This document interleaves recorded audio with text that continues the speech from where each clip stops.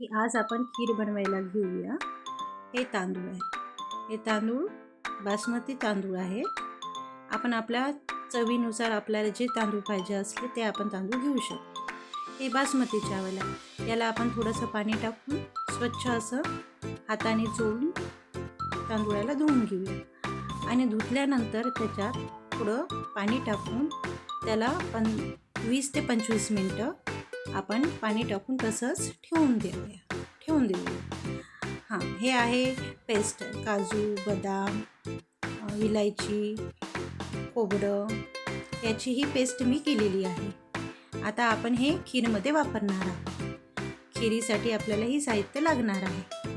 मग एका भांड्यामध्ये आपण ते 15-20 मिनिटं ठेवलेले तांदूळ घेऊन, स्वच्छ असे धुवून ठेवलेले तांदूळ घेऊन एका भांड्यामध्ये काढून घेत आहोत आणि हे काढल्यानंतर पूर्ण असं काढून घेतल्यानंतर त्याला आपण आता एका मिक्सरच्या भांड्यामधून बारीक करून घ्यायचं आणि बारीक केल्यानंतर ही पेस्ट पहा, एकदम बारीकही करायला जमत नाही, साधारण ही जाडसरच असायला पाहिजे। बघा, ही अशी असावी पेस्ट, ही अशा। आता त्या पेस्टला आपण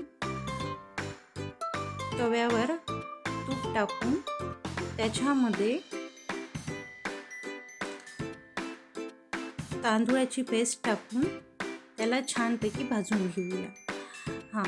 असं पूर्ण असं व्यवस्थित काढून घेऊन त्याला तुपामध्ये छान असं फिरवून घेऊन भाजून घेऊया, जोपर्यंत त्याला लाल रंग येत नाही। असा हा लाल कलर येऊपर्यंत आपण भाजून घेतलेला आहे। मग त्याला या भांड्यामधून काढून घेतलेलं आहे। आता याला एक स्टीलच्या भांड्यात काढून घ्यायचं आहे। काढल्यानंतर आपण आता हे 1 लिटर दूध घेतलेलं आहे आणि ते आपण गॅसवर ठेवलेलं आहे आणि गॅसवर हे कमी पॉवरमध्ये दूध ठेवलेलं आहे उकळी येऊपर्यंत। त्याला अशी दुधाला कमी पॉवरमध्ये चांगली उकळी येऊ द्यावं लागतं। हे बघा, ही आता उकळी येत आहे त्याला। आता उकळी आल्यानंतर त्याच्यामध्ये आपण तांदूळाची पेस्ट केलेली टाकू। याला टाकल्यानंतर आपण त्याला छानपैकी असं एका चम्मचनं फिरून घेऊ। पहा, हे बघा, हे असं तांदूळ टाकून त्याला फिरून घेतल्यानंतर त्याच्यामध्ये काही वेळानं काजू,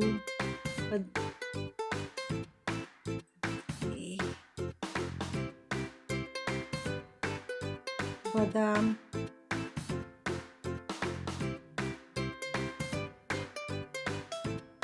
खोबरं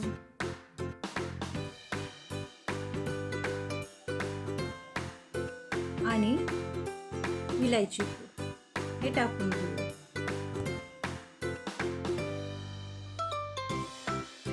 टाकल्यानंतर तिला चांगली फिरवून घेऊया। छान फिरवून असं झाल्यानंतर तिला शिजवायला अजून त्याला चांगली शिजवपर्यंत ठेवूया। मग त्याच्यामध्ये साखर घेऊन, साखर खीरमध्ये टाकताना आपण आपल्या चवीनुसार टाकायचे असते। कोणाला गोड आवडते, कोणाला मीडियम आवडते, ज्याच्या त्याच्या पद्धतीनुसार आपण साखर टाकून घ्यायची। साखर टाकल्यानंतर त्याला शिजवून झाल्यानंतर चांगल्या शिजवल्यानंतर ती खीर पहा अशी झालेली आहे। शिजून झाल्यानंतर ही आपली खीर झाली।